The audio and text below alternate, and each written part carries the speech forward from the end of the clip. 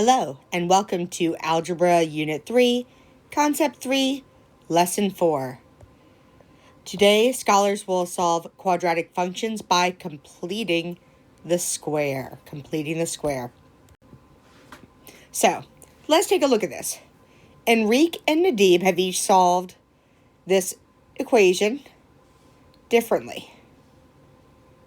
Pause the video, look at their solutions, and think about them for a second.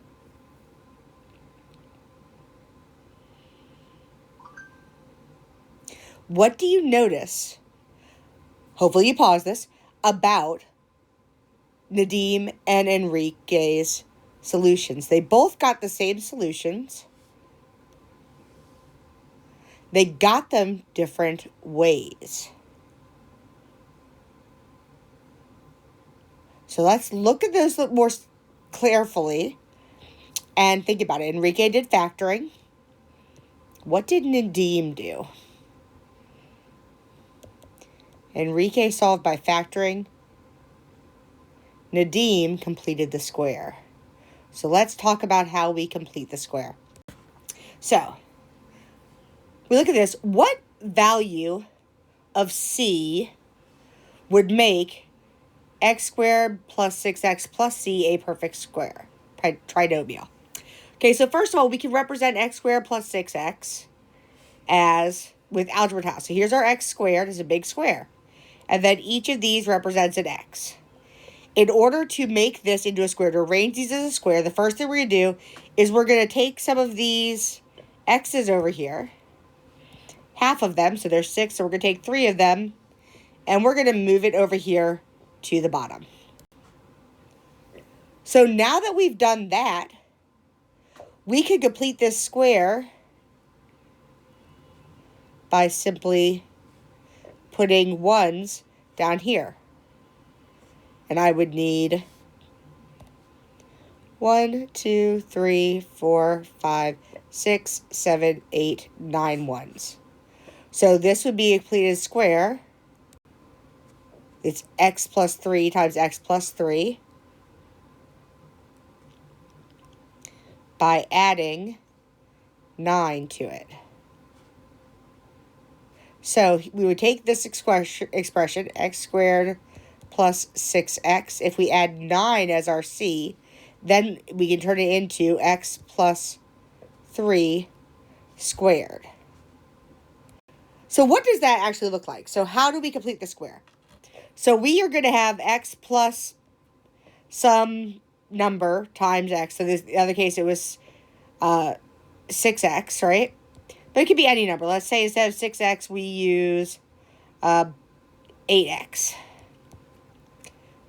So you notice you can take half of the number, because remember we took half of them and moved them over, and then we square it.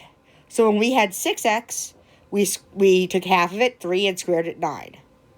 So that will give us x squared plus bx plus b divided by 2 squared is the same thing as x plus b over 2 squared. Those are the same thing. Well, let's look at how we can apply this. How can we find solutions for this? So this is not currently a perfect square trinomial. The first thing we're going to do is I'm going to move this plus 16 to the other side. So we have x squared minus 14x equals negative 16. That's my first step. The next thing I'm going to do is I'm going to find half of my b. In this case, b is negative 14. So I've got negative, let's go back, take that off, sorry. So I have negative 14 divided by 2 is 7. And then I'm just going to square that. 7 squared is 49. So I'm going to add 49 to both sides. So this becomes x squared minus 14x plus 49 equals, and now 16 plus 49, negative 16 plus 49, sorry, is going to give me 33. Now I'm going to take the square root of both sides. Or first I'm going to, sorry, this can be rewritten as x minus 7 squared. So we see we have x. This is a perfect square. This is twice this and this. Okay? So this is, again, we're looking at those patterns. Equals 33. Now we can simply take the square root. So I have x minus 7 equals the positive and negative square root of 33.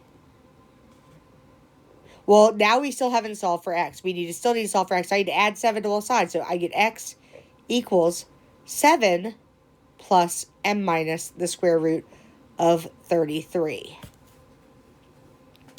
I can, of course, go ahead and use the square root of 33 and give an approximation. So 7 minus the square root of 33 would give me 1.255, which goes to 1.26. And when I add it, it is 12.74. Okay, so those are my approximate answers down there. Or I can leave it as 7 plus and minus the square root of 33. So let's use this. A hedge maze has a 2-yard wide walkway around it. What are the dimensions of the hedge maze? So let's look at this. The length of the hedge is twice as long as its width. So this is x, and this can be 2x. And the total area of the maze and the walkway is 5,616 yards squared. So I know that 3x squared, no, sorry, back. So the total here, we need to add the walkway, which is 2 feet on each side, so we're going to add 4 to each side, x plus 4. So I have 2x plus 4 times x plus 4 equals 5,616. So I'm going to multiply this out. That gives me 2x squared plus 8x plus 4x plus 16 equals 5,616. Combined by like terms, I get 2x squared plus 12x plus 16 equals 5,616. I'm going to divide this whole thing by 2 because I don't like having that leading 2 there.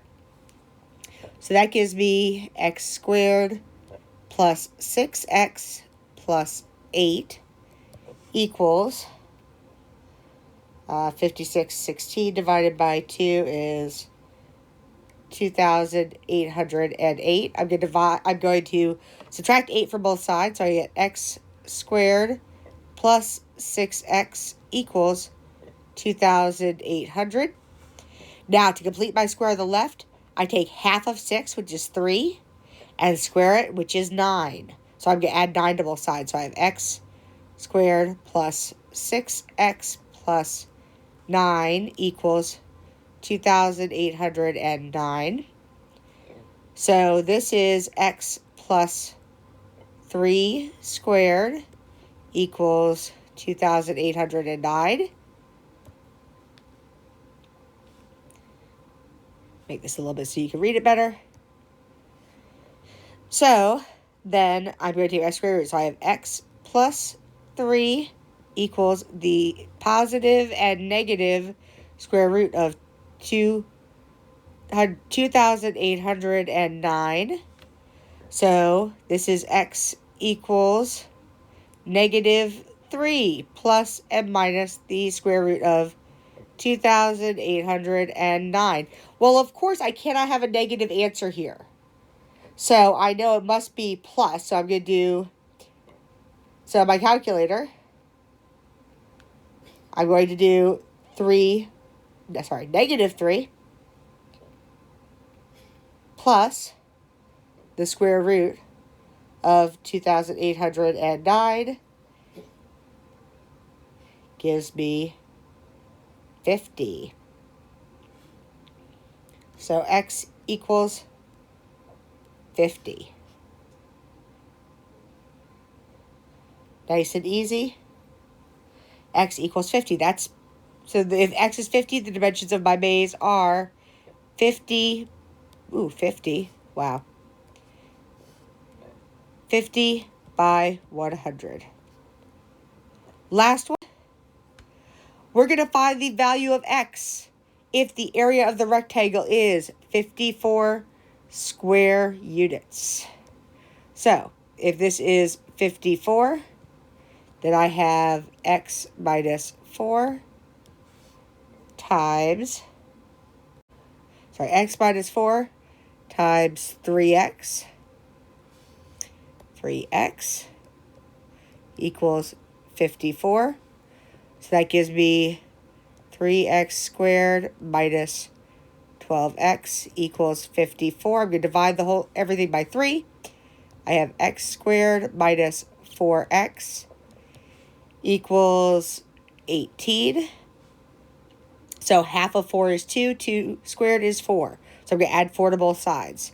So I have x squared minus 4x plus 4 equals 22. Then that is x minus 2 squared equals 22. Take the square root of both sides. I have x minus 2 equals the positive and negative square roots of 22. I need to add 2 to both sides. And then I'm going to use my positive. So this is x equals 2 plus and minus the square root of 22. Once again, I can only use my positive numbers. So I have 2 plus the square root of 22 gives me x equals 6.69. So if I take that to find the dimensions of, no, I just need to find x. Okay, so if I need to find the dimensions, I can just simply put them in for each part. If you have any questions, see me in class, do your work in your digital textbook, and I will talk to you later.